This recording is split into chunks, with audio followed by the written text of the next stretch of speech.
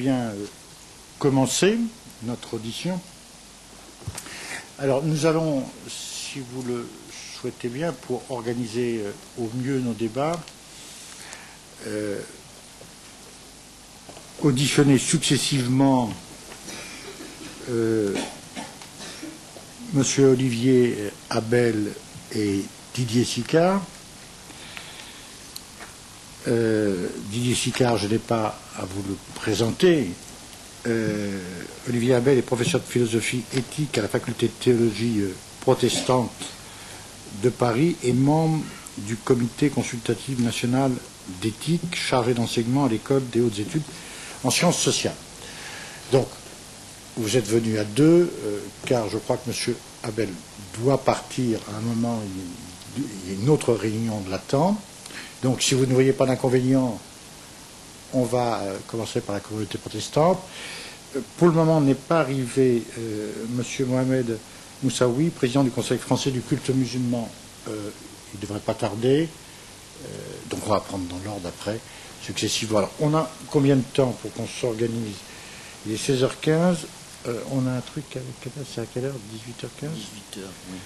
Bon, ça fait trois quarts d'heure, une demi-heure, trois quarts d'heure, je crois. Hein. Je dis ça aux parlementaires pour que les... pas d'exposé, exposé et question. Hein. Donc un exposé introductif peut-être de 10 minutes, un quart d'heure. Bon, j'ai pas... moi je vais être très bref. Vous connaissez donc, le cadre dans lequel nous vous auditionnons. Mission d'information a été mise en place. Jean Leonetti en est le rapporteur, j'en suis le président.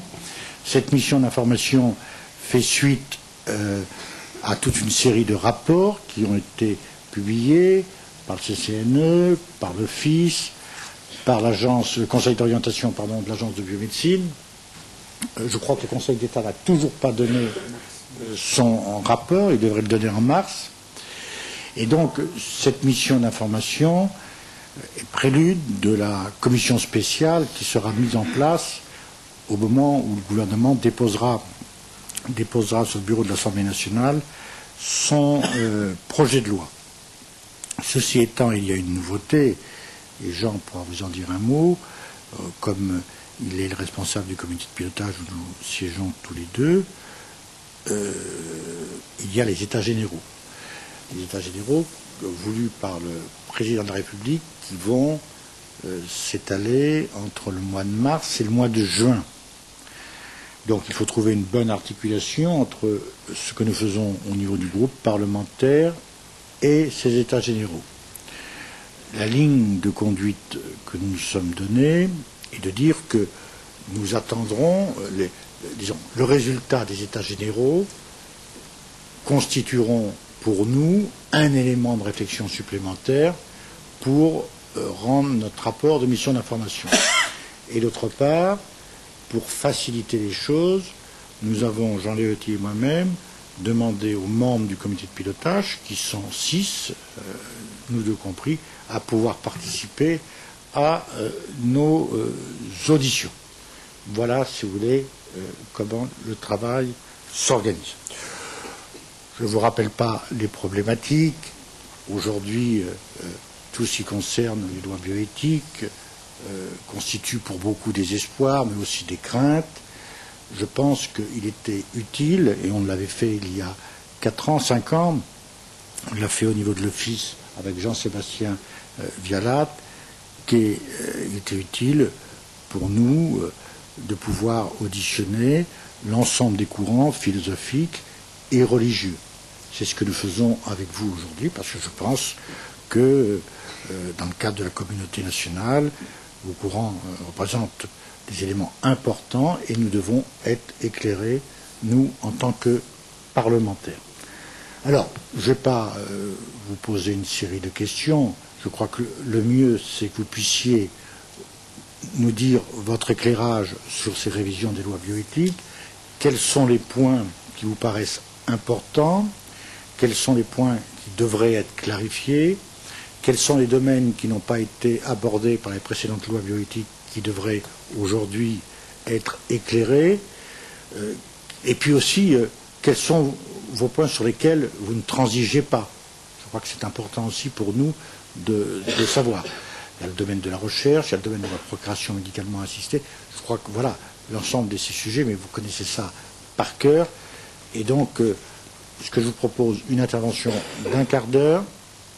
Ensuite, le rapporteur Jean Leonetti et les membres de la commission vous interrogeront sur l'ensemble des sujets qui leur paraissent utiles. Alors, qui commence? Monsieur Abel, Monsieur Sicard?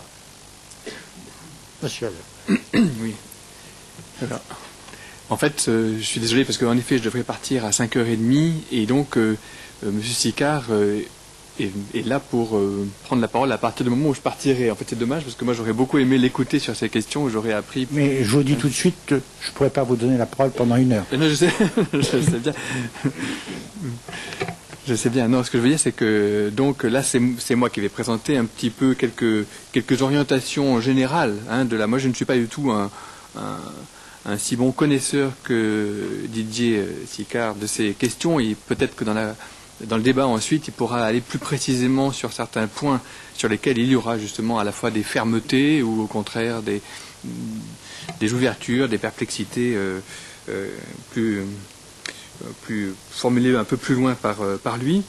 Moi, je peux dire d'abord une généralité sur le monde protestant quand même en préalable, un peu de prudence. Il n'y a pas de magistère protestant en matière d'éthique, donc l'expression protestante, elle est un petit peu particulière au sens où elle fait appel quand même à la responsabilité des uns et des autres, et on ne va pas se cacher derrière des principes ou des lois absolues, valables pour tout le monde, au sens où quelque part c'est ouvert au débat. Et le dissensus, chez les protestants, le dissensus lui-même est compris comme quelque chose de pédagogique. Donc je suis très heureux qu'il y ait quelque chose comme les états généraux de ces questions. L'important, c'est par le dissensus public, peut-être de déplacer des questions jusqu'au point où on arrive sur la butée des questions dures, si je peux dire, des questions importantes, en laissant de côté peut-être des questions qu'on croit importantes et qui parfois se dégonflent quand on s'en approche ou quand on rentre dedans de très près. Donc les quelques remarques que je vais faire sont des orientations très générales. D'abord, dire qu'aujourd'hui, il nous semble, je dirais un peu, j'ai longtemps été pendant 20 ans président de la commission d'éthique de la Fédération protestante, donc je vois un petit peu dans quel sens tout cela va. Il y a un sens de la fragilité. Je pense que quand on a affaire à une réflexion sur la loi doit penser la responsabilité des fragiles en général.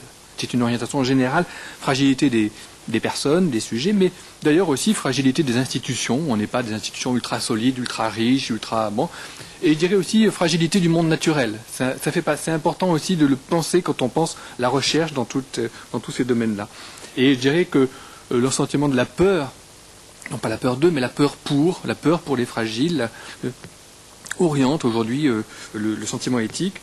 Peut-être excessivement, peut-être qu'autrefois l'éthique des anciens était très tournée vers un bien commun, peut-être qu'aujourd'hui nous sommes tous collectivement un peu trop mus par la crainte du pire, par la crainte du mal. Je le dis comme ça en général, mais en même temps, voilà, c'est ça notre sensibilité actuelle. Deuxième remarque que je vais faire, un peu préalable, l'éthique protestante est une éthique qui n'aime pas les paniques, qui n'aime pas les peurs excessives, les superstitions, et non plus les convoitises, les idolâtries, croire que soudain on a trouvé une solution totale à tout, un optimisme excessif. Je dirais, le pessimisme excessif au sens où tout est foutu, un peu apocalyptique, ou l'optimisme excessif sont des choses... Et alors, le sentiment que parfois certaines peurs, ou certaines au contraire, certains espoirs fous seront dans quelque temps un peu risibles, doit nous accompagner. Je pense que sur les débats sur le clonage, on voit qu'il y a des grands débats qui s'emparent du public, et puis quelques années plus tard, les choses sont retombées, on fait un peu plus la part de ce qui est réel et de ce qui n'est pas réel.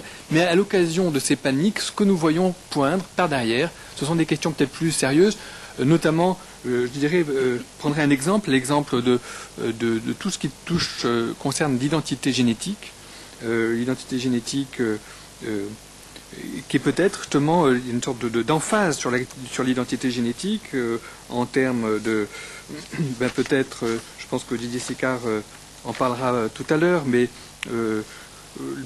justement les caractéristiques génétiques ou génériques sur les empreintes génériques à des fins de contrôle, justement, on en a parlé pour le comité national éthique pour l'immigration ou des choses comme cela, sont justement peut-être des emphases excessives parce que finalement l'identité, elle est d'abord une identité bien sûr culturelle, juridique, familiale, elle est portée par une parole, elle est racontée, hein, elle est et que cela montre que peut-être nous sommes dans une société où nos formes d'identité en général sont fragiles. Il y a souvent les grands débats autour des questions de bioéthique sont l'occasion de découvrir que nous avons par derrière des questions de société. Des questions de société, donc autour de l'identité. Peut-être que nos formes de famille elles-mêmes sont fragilisées aujourd'hui. Moi, personnellement, je suis très attentif à, je dirais, la rapidité de la réduction de la filiation, j'allais dire, au lien de la mère à l'enfant.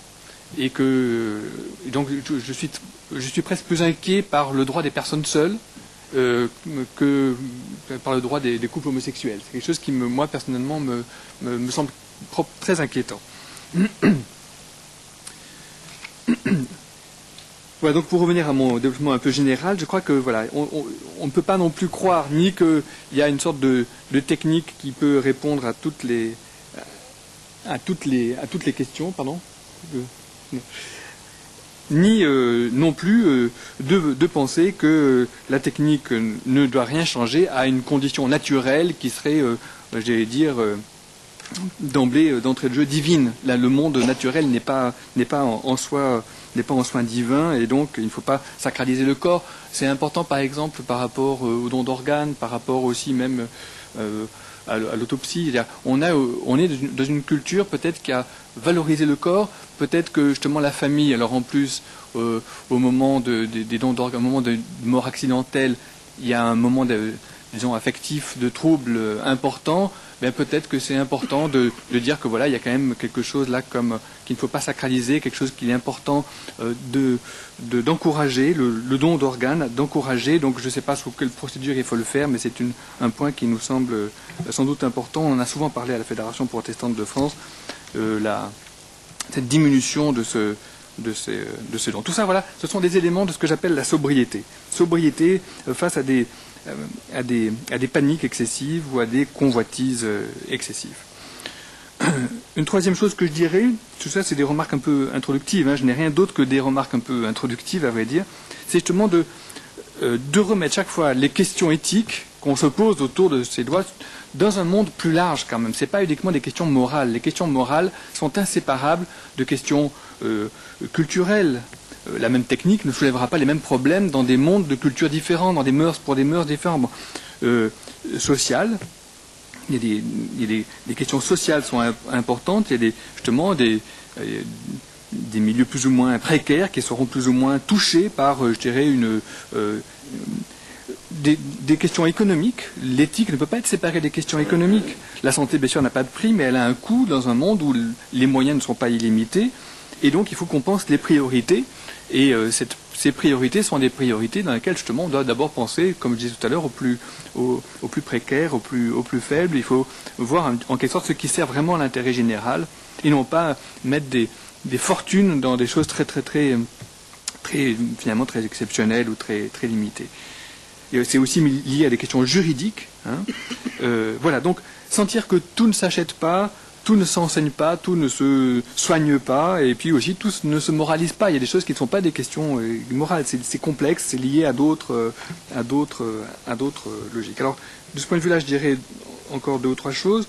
D'abord, il ne faut pas faire comme si, bien sûr, comme s'il y avait une solution éthique à tous les problèmes, au sens où majorer la dimension, quand on pense éthique, on pense le choix, on pense le consentement. Et peut-être, et là je dirais un petit peu, il faut balayer devant la culture protestante, qui elle-même a beaucoup majoré l'individu choisissant, libre, émancipé, consentant, etc. Et peut-être qu'on a été trop loin dans cette anthropologie du choix.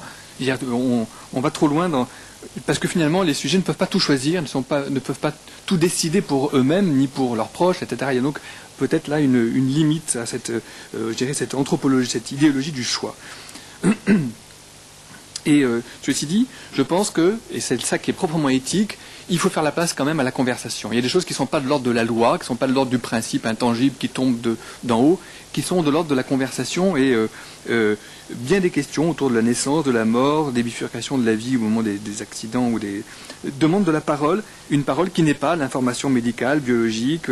Et justement, c'est important que cette parole elle circule avec des limites, il y a du secret médical, il y a de la confidentialité, il y a et sentir que justement c'est là que ça se fait. Je veux dire, l'identité, pour reprendre, il faudrait que j'en revienne quand même à quelques exemples concrets sur... pourquoi est-ce que j'avais greffé là-dessus la question des mères porteuses? Je ne vois pas le rapport. J'avais mis dans la marge mère porteuse. Mais bon, la parole, s'il y a un rapport, c'est ça, c'est que en fait l'identité de l'enfant, elle est portée par une parole.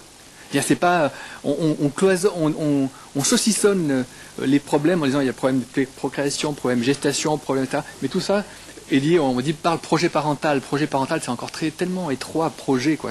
C'est plus ample que ça. La parole dans laquelle l'enfant est accueilli. Je me rappelle un de mes prédécesseurs dans le monde protestant, André Dumas, qui disait s'il y a de l'amour, s'il y a une parole qui raconte avec amour, tout ça, ce n'est qu'une petite parenthèse technique. Hein.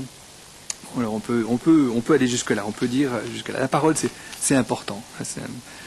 Et notamment, je pense que par rapport aux questions autour de l'euthanasie, des soins palliatifs, peut-être que s'il y avait plus de paroles, plus de lieux où ça se dit, peut-être qu'on sentirait moins l'opposition entre, justement, je dirais, des techniques qui se présenteraient justement comme des solutions techniques différentes. Cinquième point, peut-être, il ne faut pas croire qu'il y a une solution juridique à tous les problèmes. Hein. Bien sûr,